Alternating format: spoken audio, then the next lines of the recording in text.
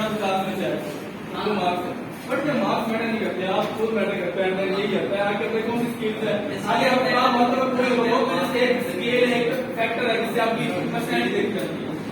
Anyone else? Yes, आपने का marks debate नहीं करते, यस आपके लिए लड़ते वेरी गुड क्वेश्चन।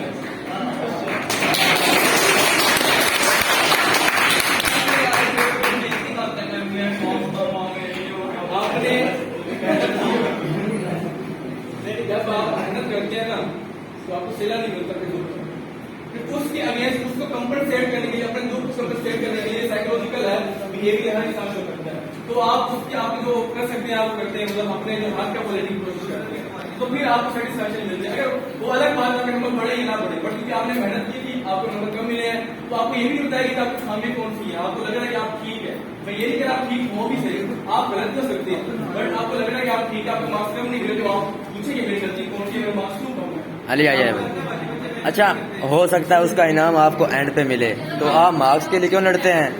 आपको इनाम एंड पे मिल जाना है।